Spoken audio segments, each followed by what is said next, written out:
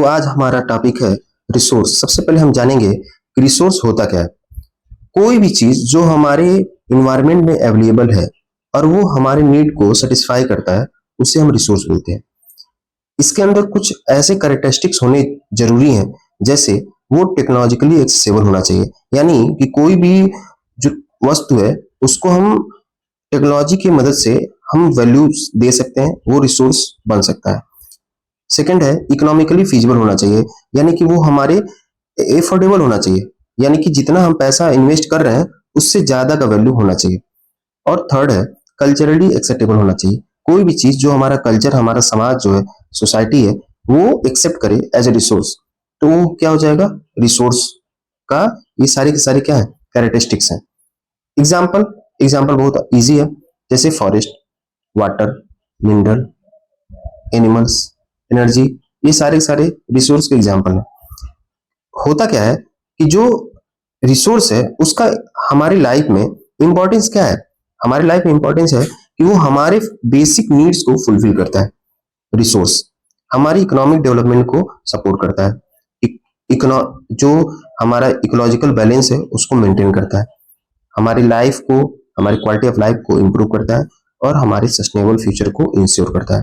ठीक है, ध्यान देने की जरूरत यह है कि रिसोर्स है जो रिसोर्स है वो नेचर से गिफ्ट मिला है। ठीक है, नेचर से मिलता है, बट ये हमारे काम का इतना है कि हमें वाइजली यूज करना चाहिए और अपने प्रेजेंट को ऐसे प्रेजेंट में ऐसे यूज करें कि हमारे फ्यूचर के लिए भी वो बचा रहे। अब हम जानेंगे रिसोर्स के टाइप्स कितने हैं। तो सबसे पहले 4 बेसिस पे डिवाइड किया गया है।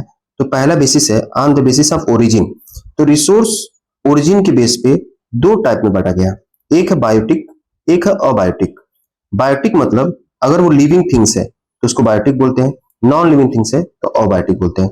जैसे ह्यूमन बींग्स, एनिमल, प्लांट, ये सारे के सारे बायोटिक रिसोर्स कहलाते हैं। वाटर, एयर, रॉक्स, मिनरल्स और हमारे आस पास जितनी भी चीजें हैं जिसमें जान नहीं है उसको बोलते हैं नॉन लिविंग थिंग्स है, तो वो होता है अबायोटिक रिसोर्स। दूसरा बेसिस है on the basis of exhaustibility, जिसमें 2 टाइप में रिसोर्स को डिवाइड किया गया है, एक है रिन्यूएबल रिसोर्स, दूसरा है non renewable resource. Renewable resource का मतलब ये होता है कि कोई भी ऐसा रिसोर्स है जो नेचुरली कम टाइम में अपने आप वापस आ जाए या फिर खत्म ना हो, जैसे कि solar energy, wind energy, water, forest, ये सारे के सारे रिन्यूएबल रिसोर्स कहलाते हैं। दूसरा है नॉन रिन्यूएबल रिसोर्स, जो एक तो या तो खत्म हो जाए, दोबारा वापस ना आए कभी भी, या फिर हजारों साल लगते हैं इनको वापस आने में, वापस से उसी रूप में बनने में, तो इसे बोलते हैं नॉन रिन्यूएबल रिसोर्स। जैसे कि जितने भी हमारे फॉसिल फ्यूल्स हैं, जैसे कोल है, पेट्रोलियम है, ये सारे, और मिनरल्स, ये सारे के सारे क्या है, नॉन रिन्यूएबल रिसोर्स होते हैं। अब है on the basis of ownership. इसमें 4 टाइप में बांटा गया है, एक है इंडिविजुअल रिसोर्स, दूसरा है कम्युनिटी रिसोर्स, तीसरा है नेशनल रिसोर्स, चौथा है इंटरनेशनल रिसोर्स। इंडिविजुअल में क्या आएगा, इंडिविजुअल में आएगा जो हमारा हर इंडिविजुअल पर्सन का जो अपना एसेट होता है, रिसोर्स होता है, जैसे घर है, जमीन है, खेत है, ठीक है, ये सारे के सारे क्या होंगे, और अपना घर का सामान जितना है, जो जिसको हम कहते हैं कि ये हमारा है, ठीक है, वो सारी क्या होंगे, इंडिविजुअल रिसोर्स होंगे।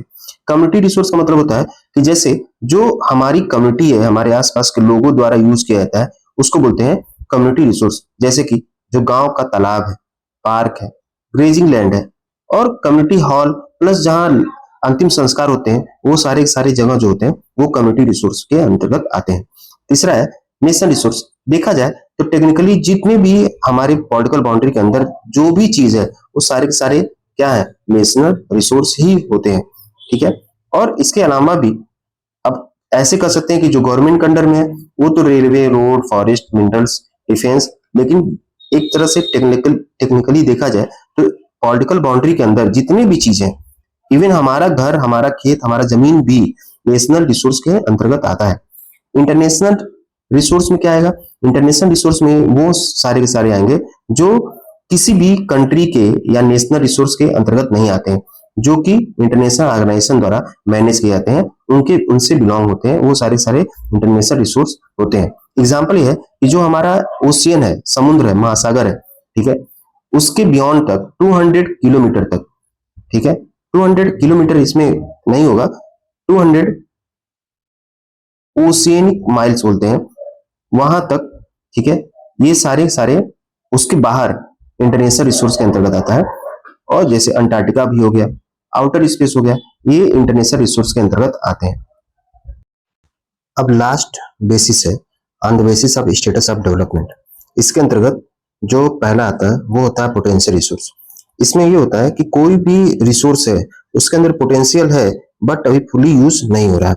जैसे सोलर एनर्जी का हमारे वहाँ, हमारे इंडिया में बहुत ज्यादा ये कैपेबल है, पोटेंशियल है कि हम सोलर एनर्जी का यूज कर सकते हैं, विंड एनर्जी का यूज कर सकते हैं, बट फुली रूप से देखेंगे, हालांकि गवर्नमेंट जो है प्रमोट बहुत ज्यादा कर रही है सोलर एनर्जी के लिए, लेकिन अभी भी क्या है, लोग उस तरह से यूज नहीं कर रहे हैं।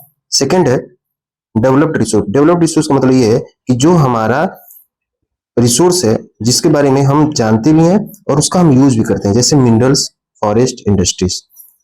थर्ड है स्टॉक रिसोर्सेज। स्टॉक रिसोर्सेज का मतलब ये है कि जिसके बारे में हमको नॉलेज है लेकिन टेक्नोलॉजी की कमी के कारण उसका हम यूज नहीं कर पा रहे हैं।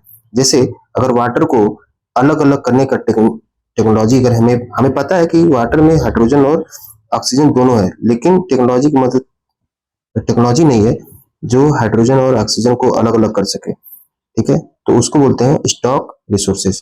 और लास्ट है रिजर्व। रिजर्व का मतलब ये होता है कि जो हमारी हमारी रिसोर्सेस हैं उनको फ्यूचर यूज के लिए सेव करते हैं, उसे बोलते हैं रिजर्व। ठीक है, थैंक यू।